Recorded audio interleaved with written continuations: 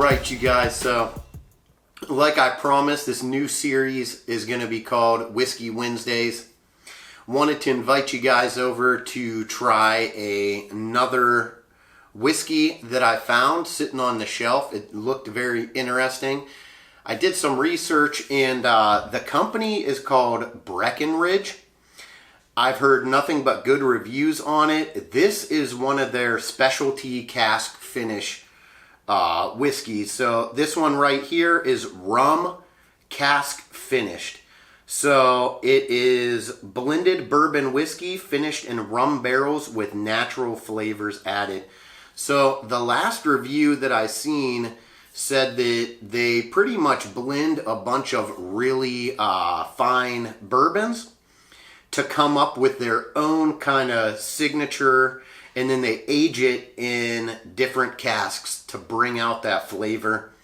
I like rum as well. I've been known to drink rum. That's actually was the first alcohol that I actually really liked.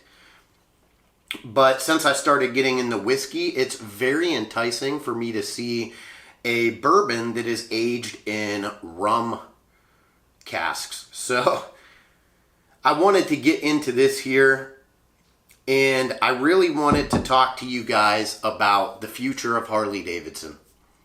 As we've seen in the last 10 years, sales have really dropped. They're plummeting compared to where they were in the 90s, the early 2000s, where they were getting massive amounts of units sold.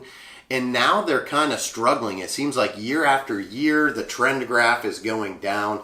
I'm going to try to pull up some sources here, but I really didn't want to get into specifics. I kind of wanted to talk about the new generation of Harley riders and how I feel that there is a current resurgency into Harley Davidsons. Everybody keeps saying that Harley Davidsons are an old man's motorcycle. They're motorcycles designed towards the older rider. I really disagree with the modern take that they're putting on these motorcycles.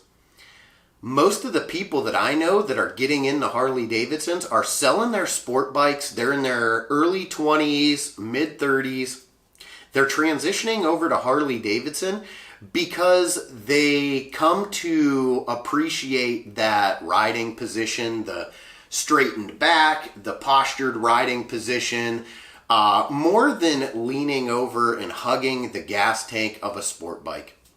When you're a younger kid, when you're in your 20s, you're first getting into motorcycles, the sport bikes are very enticing because it is an absolute insane amount of power on those motorcycles.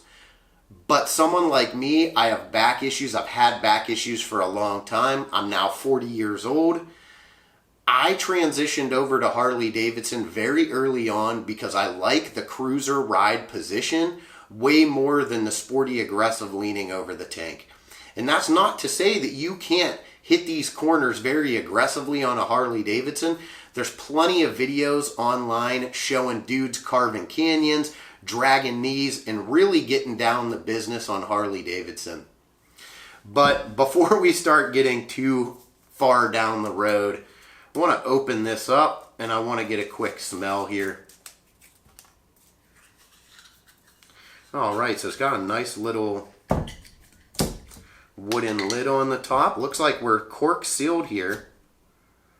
Ooh, I highly enjoy that. Wow.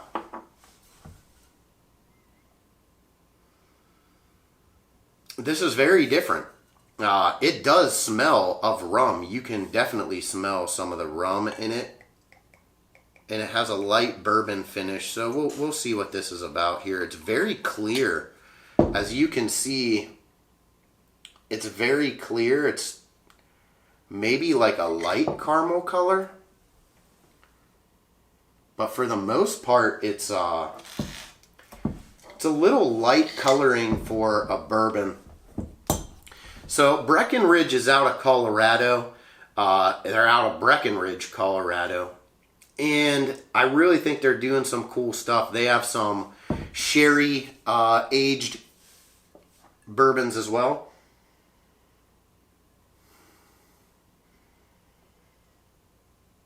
Oh, it's hard to pinpoint the finish. So it's not as floral. as the Crown was last week. Man, it really does have a strong rum smell to it. So you smell, this is very overpowering with alcohol in the scent. That's all I'm really picking up off of it is that strong alcohol scent. 45% alcohol by volume. So it is quite a bit stronger. So let's get into Harley Davidson's as an old man's bike. I would consider myself now on the older side. Once I hit, 35, I consider myself old, as much as that doesn't sound old. But I am slowing down a lot in life. The risks that I used to take, we kind of cut those down quite a bit. As we get older, we start planning for the future. Harley Davidson is an investment in a motorcycle. At least it used to be. I'm kind of thrown off now because Harley Davidson is manufacturing a lot of motorcycles. They're going to start doing a lot of product development overseas. We're going to see that the Revmax engines are going to be now produced overseas, and they're going to be brought back into this country for sales. I'm not a huge fan of that. It's actually very disappointing to me because there's not many things that I'm super proud of in life. I try to stay humble, but being an American is something I'm very proud of. And to me, that's why I got into Harley Davidson, honestly, is because it is an American-made motorcycle, and I wish they would keep it here.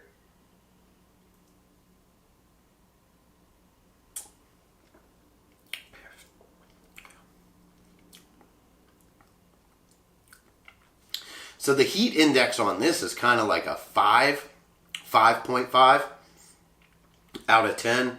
Very alcohol heavy. The aftertaste is very crisp. There's not really a heavy aftertaste to it. But that heat, man, you can feel that going all the way down to your core. And it hits you in the back of the throat. A lot of heat. There's not really... I can't tell you any notes of like any other bourbons that I'm picking up off of this. This is just very hot. And you could tell it is like it's almost a rum mix. Out of a score of 1 to 10, out of quality and taste on this, I would probably give this a 5. I'd put it right at that mid-level. I would put this as like a C tier. This wouldn't be something I would sip. There's not enough complexity in it. It's almost like a very hot water. A lot of alcohol coming off of it. It almost reminds me of drinking a vodka, and I'm not a vodka drinker just for that reason. But getting back into Harley Davidson, I know that they said 2023 was one of their worst years in sales ever. They're saying that 2024 is picking up. It's going to start trending up. And they don't think that this is just a one-off year with just a slight spike up in the increase in sales. Everybody is speculating that this is a pivot for them and they're going to start growing back in sales again. I know personally from what I've seen, a lot of younger dudes getting into this industry, the stunt riding scene blowing up. These guys are now doing stuff on Harley Davidsons nobody ever dreamed was possible. The amount of power that they're putting into the engines now puts them on par with every other motorcycle manufacturer in the market. Now, I know what you're going to say. Sport bikes are still producing so much more horsepower to weight, and that's where it's at. I understand what you're saying. I know the Goldwing has had the 1800 for quite a while, but they are now building Harley Davidsons with performance engines that are drag racing against Hayabusas and winning. If you don't believe me, look up the videos. They're all over online. I think Harley Davidson is coming back. I think we're going to see a pivotal turn. I know a lot of you guys were saddened just like me when they seen that Harley was going to produce motorcycles in other countries and ship them here. But what I need to explain to you guys is you didn't see a lot of people protesting against General Motors when they were taking the Silverado and they were manufacturing that in Mexico. So we're seeing a lot of American motor companies manufacturing products in different countries or outsourcing parts from different countries, and that has not stopped the influx of new customers and steady, loyal customers purchasing those vehicles. And it's not going to. I really didn't like the fact that Harley is doing that, but the way that this new generation is moving, they're kind of forcing Harley's hand in that direction. I only say that because nobody's buying the Revmax engines. I know Cruci Originals is doing a build on one of the Nightsters, and they're gonna put a bunch of performance parts on it. And he's praising that engine because it's liquid cooled. It's producing a ton of power, and it's bringing some of the European and Japanese technology over from their motorcycles and putting it on the American ones. When I worked for Harley Davidson, those were the hardest motorcycles to sell on the floor. People like the heritage, they like the air-cooled engines, and they like the nostalgia of Harley Davidson. The Revmax engine is going to appeal to a younger, newer generation of Harley riders. So I'm very positive that Harley Davidson's coming back. I'm always going to continue to ride Harley Davidson because I'm an American. I'm proud to be an American. I do believe this is one of the greatest countries on the face of the earth. It is the greatest country on the face of the earth. And if Harley is going to outsource some of those bikes, I just won't ride those bikes. I'm still going to ride my Lowrider S that was produced in York, Pennsylvania, and I'm very proud of that motorcycle. So I'm still going to ride that motorcycle, but that's not saying I'm not going to test ride some of these Indians, because I don't know if the next bike I'm going to buy is going to be a touring Harley Davidson or a touring Indian.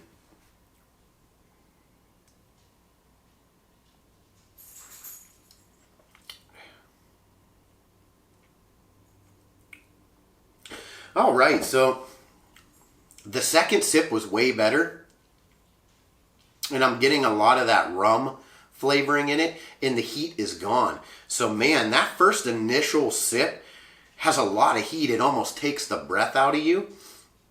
But as it sits and as you adjust to it on your palate, maybe I would sip that.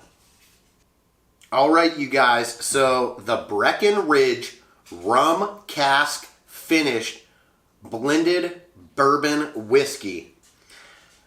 After the second sip, I would mark this up to a 6 out of 10. I would sip on that.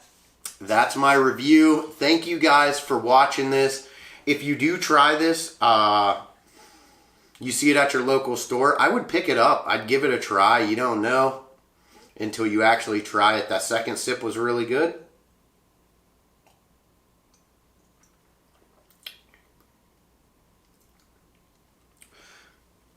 Third sip's even better. I'm getting a lot of smoothness out of the whiskey now.